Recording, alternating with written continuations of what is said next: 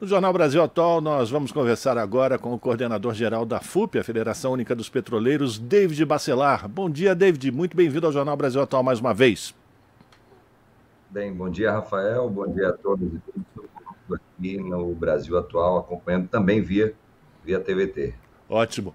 A gente vai falar com o David sobre as conclusões de reuniões do Grupo de Trabalho de Minas e Energia e Petrobras. Vamos começar, David, falando das afirmações, né, do senador Jean Paul Prats, senador pelo Partido dos Trabalhadores do Rio Grande do Norte, que é coordenador desse subgrupo de petróleo, gás natural e biocombustíveis, que disse que a Petrobras precisa maximizar a sua capacidade instalada para diminuir a dependência de importações de derivados, mas a empresa perdeu peso econômico nos últimos anos. Como é que você avalia essas afirmações do senador Jean Paul Prats e como reverter essa situação? Rafael, lembrando que o senador Jean Paul Prats é quem está coordenando o subgrupo de petróleo, gás e biocombustíveis do GT de Minas e Energia. GT esse que deve estar entregando seu relatório final nesse próximo domingo ao companheiro, o professor Maurício Tomasquim, da UFRJ, que coordena o GT como um todo, e assim como todos os outros grupos temáticos, nós estaremos aí entregando finalmente esse relatório final com um diagnóstico preciso da área de Minas e Energia em todo o país. Sobre o que o senador Jean Paul falou ontem, na entrevista coletiva dada pelo GT de Minas e Energia, é bom lembrar que hoje o Brasil, ele apesar de ser autossuficiente na produção de petróleo no Brasil, ele ainda tem a necessidade, infelizmente, de importar alguns derivados de petróleo por não sermos autossuficientes no refino do petróleo. Por exemplo, o diesel, que é algo que afeta a economia como um todo e traz um impacto substancial à inflação no país. Nós ainda importamos em torno de 25% do que nós precisamos para atender a demanda interna desse mercado, Rafael, que é o sexto maior mercado consumidor de combustíveis no planeta Terra.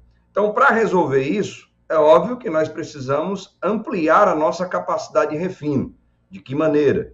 Ampliando as refinarias já existentes, com novas unidades, adaptando as unidades existentes para que elas possam produzir mais diesel, por exemplo, terminando as obras que ficaram paralisadas pela trágica Operação Lava Jato.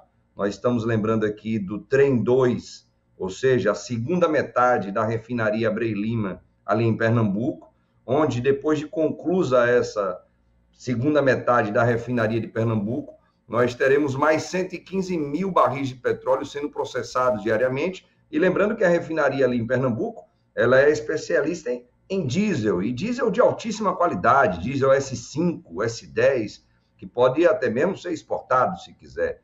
Além disso, temos a refinaria ali no Comperj, o Complexo Petroquímico do Rio de Janeiro, em Itaboraí, que também foi paralisada com mais de 85% de obra avançada, e precisamos terminar essas obras. E se for necessário, nós também temos a potencialidade de termos uma nova refinaria. E esperamos que essa refinaria seja feita no Nordeste, como era previsto no planejamento estratégico da Petrobras, lá em 2014 ainda, quando teríamos a Prêmio 1 e a Prêmio 2, tanto no Ceará quanto no Maranhão. Então, se houver essa necessidade de ampliação ainda maior da nossa capacidade de refino, teremos de construir uma nova refinaria, mas uma refinaria mais moderna, uma refinaria que já tenha um biorefino, uma refinaria que esteja preocupada também com a transição energética. Então, o que o senador fala é isso, Rafael. Precisamos ampliar nossa capacidade de refino para termos a autossuficiência também no refino e, dessa forma, não sejamos mais impactados pelas oscilações do valor do petróleo no mercado internacional ou pela variação cambial que temos tido aí nos últimos tempos. Eu acho que é importante a gente ainda continuar nesse assunto, David, porque o governo de Temer e Bolsonaro abriram mão dessa autossuficiência, dessa independência com relação ao mercado internacional, a possibilidade do país poder produzir, refinar todo o petróleo que ele retira, né, depois do pré-sal, e em lugar disso ele resolveu abrir para a entrada de diversas empresas que compram, né, que negociam o óleo diesel, por exemplo, os derivados, e uma das razões que eles utilizavam para isso era que essa concorrência faria com que o preço diminuísse. E o que a gente viu foi exatamente o contrário, né, David? Inclusive entre as refinarias que foram privatizadas. Os custos só aumentaram. Perfeito, Rafael. Você trouxe aí à memória o que aconteceu de fato aqui no país.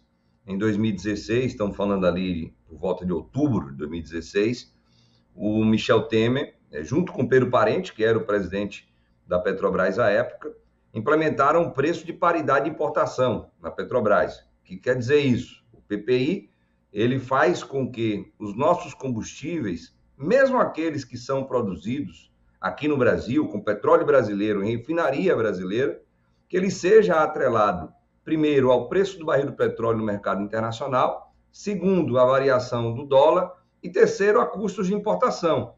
Mas eles não fizeram apenas isso. Eles reduziram o fator de utilização de todas as nossas refinarias. As nossas refinarias ficaram com a capacidade ociosa muito grande. Só um exemplo. Refinaria Landulfo Alves, na Bahia. Ela ainda não tinha sido privatizada. Em 2014, ainda o governo Dilma, essa refinaria ela operava com 95%, 96% da sua capacidade, refinando 300 mil barris de petróleo por dia.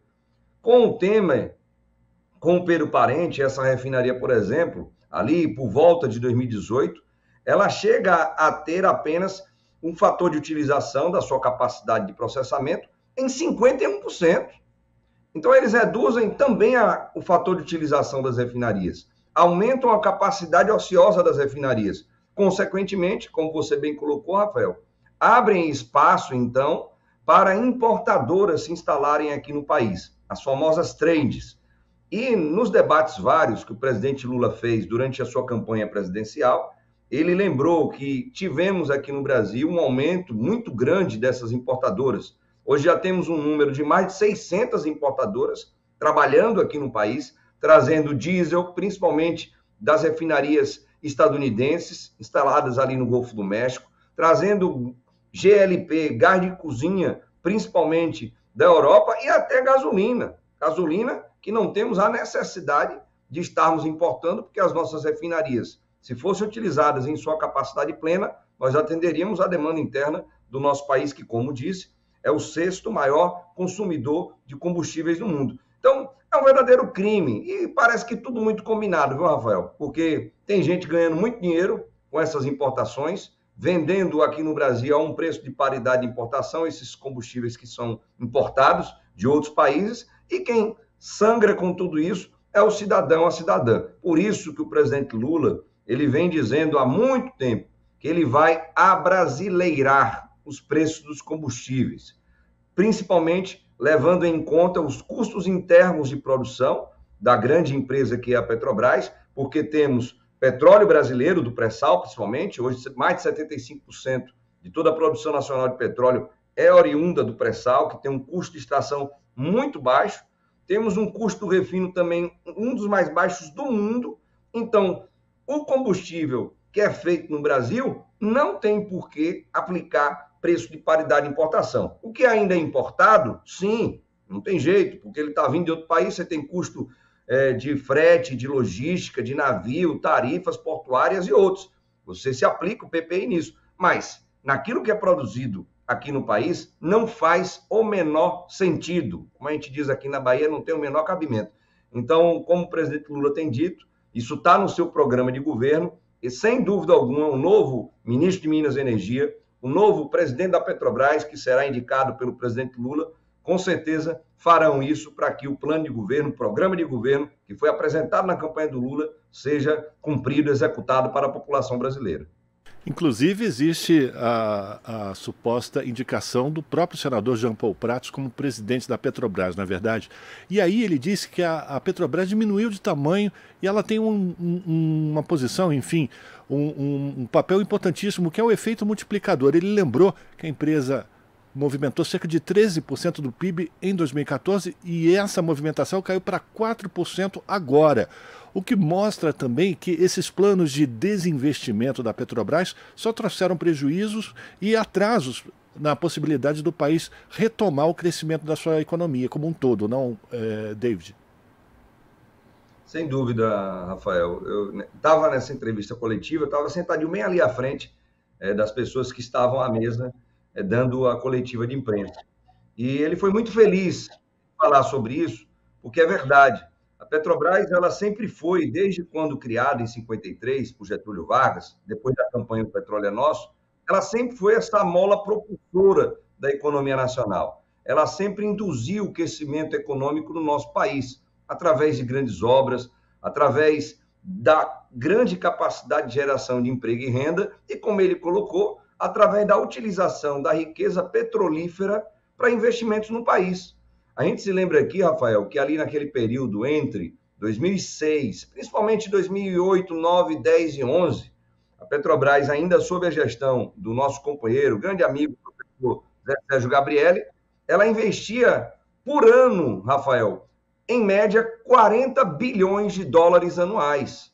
Em 2021, nós tivemos investimentos pífios da Petrobras de 8,8 bilhões de dólares. Então, é incomparável a Petrobras que nós tínhamos nos governos do PT, principalmente nos 2 mandatos do presidente Lula e no primeiro mandato da presidenta Dilma, com a Petrobras que temos hoje. Como ele bem disse, a Petrobras ela já foi responsável por 13% do produto interno bruto brasileiro. E hoje, como você bem colocou, 2021, melhor dizendo, representou apenas 4%. Petrobras já representou mais de 11% de todos os investimentos feitos aqui no Brasil. É a formação de capital bruto. Nós tínhamos aqui investimentos de outras empresas, é verdade, mas só a Petrobras, para a gente ter uma ideia, representava 11% de todos os investimentos feitos aqui no país. Então, com certeza, nós voltaremos a ter, Rafael, essa grande Petrobras. A Petrobras que serve ao povo, que serve ao Brasil e que não serve apenas aos acionistas minoritários que estão ganhando muito dinheiro nas costas dos brasileiros e brasileiras e, como você também lembrou, nas costas das privatizações. E privatizações essas que vêm fazendo muito mal à população. A exemplo da Bahia, acabei não me lembrando de falar sobre isso anteriormente, na Bahia hoje temos o combustível mais caro do Brasil, porque a refinaria, com o seu sistema logístico, foi privatizada. Então, temos um mercado cativo a esse monopólio regional que foi estabelecido. Temos já desabastecimento de gás de cozinha, tivemos aí há menos de um mês isso acontecendo na Bahia.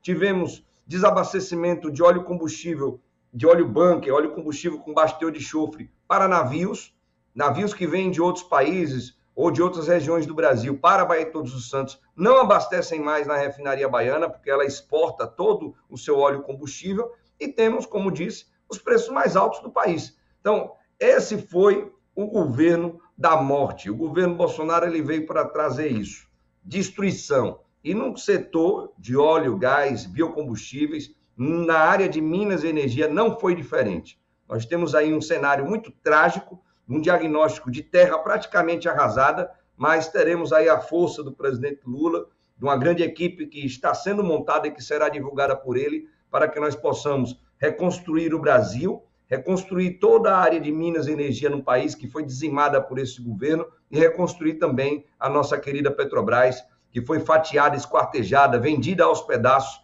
principalmente para o capital financeiro internacional. A gente está conversando com o David Bacelar, que é coordenador-geral da FUP, a Federação Única dos Petroleiros. David, a gente está com o nosso tempo já estourado, mas eu quero fazer mais uma pergunta para você.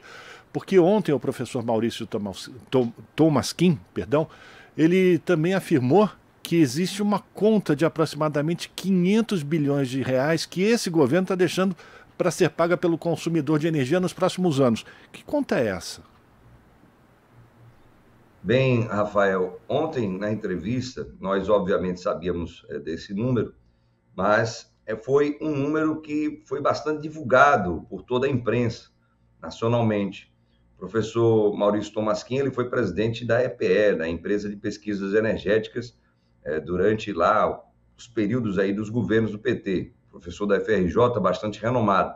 Então, ele traz luz sobre um tema que foi escondido pelo governo Bolsonaro. Às vezes as pessoas nem sabem, Rafael, mas a nossa grande empresa, a Eletrobras, a maior empresa de energia elétrica da América Latina, uma empresa que foi responsável pelo programa Luz para Todos, e que, se fosse hoje uma empresa controlada principalmente por capital privado, óbvio, não faria esses investimentos em todo o país.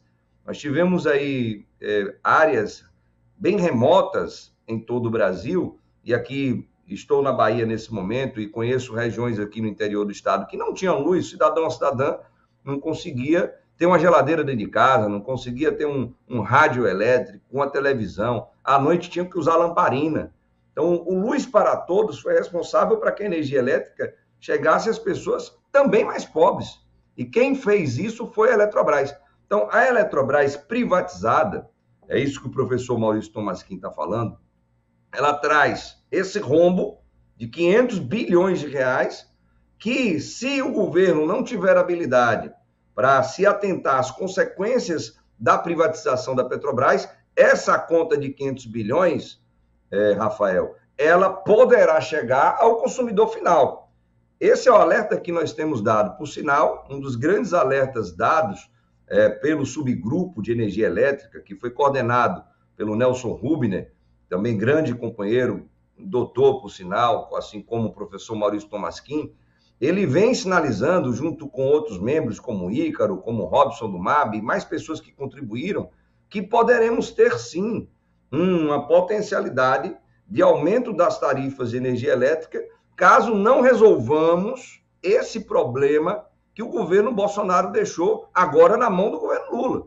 Então, o GT cumpre também esse papel, Rafael, de trazer esse diagnóstico, como disse, com algumas recomendações a partir de alertas relevantes como esse que o professor Maurício Tolmasquim disse, e nós, com certeza, faremos de tudo, estamos falando do nosso governo que teremos aí lá à frente, para evitar que o povo brasileiro pague essa conta. Lembrando que quem gostou desse rombo e quem gostou da privatização da Eletrobras, e o nosso companheiro Aloysio Mercadante também disse isso na coletiva de ontem, foram os executivos da Eletrobras, que ampliaram os seus salários, as suas remunerações, em mais de 3.000%. Imagine, Rafael, hoje o presidente da Eletrobras e a diretoria está ganhando, em média, R$300 mil de remuneração mensal. Isso é um crime. Precisa acabar com isso e, com certeza, nós teremos aí um governo que vai se debruçar sobre esse tema e tratar da melhor maneira possível sobre esse tema da privatização do sistema Eletrobras, que, sem dúvida alguma, prejudica principalmente o povo mais pobre brasileiro. Quero agradecer a participação do David Bacelar, que é coordenador-geral da Federação Única dos Petroleiros, falando sobre algumas das conclusões apresentadas ontem pelo Grupo de Trabalho de Minas e Energia e também da Petrobras no governo de transição para o governo Lula. E é sempre importante, David, eu quero agradecer você pela tua participação, trazer essas informações que normalmente a grande mídia esconde de todos nós, né? E é importante que as pessoas fiquem muito atentas a tudo que vem acontecendo. Muito obrigado pela tua participação e a gente sempre conta contigo aqui no Jornal Brasil Atual. Um forte abraço para ti. Rafael, muito obrigado, um abraço aí para a Ana Rama, um abraço a todas e todas, bom final de semana, vamos torcer pelo nosso Brasil, daqui a pouquinho, meio-dia, assistindo o jogo da Seleção Brasileira. Um forte abraço, beijo no coração de cada um e cada um. E qual é o teu palpite, David, já que você falou do jogo? Então vamos lá, eu vou no palpite de hoje, estou botando no bolão, estou aqui até com o companheiro Alexandre do sindicato, está aqui comigo, e estou botando aí um 2-1, jogo mais difícil, a gente vai com o placar mais apertado nesse bolão. Valeu, Rafael. E vamos encontrar a Argentina? Pelo jeito, tudo indica que sim. Aí vai ser um jogo mais difícil. Tá certo, um abraço. Os nossos irmãos. Hermanos, é isso. Obrigado então, David. Um abraço para você, até uma próxima. Conversamos com o David Bacelar, aqui no Jornal Brasil Atual. Você está ouvindo Jornal Brasil Atual. As notícias que os outros não dão.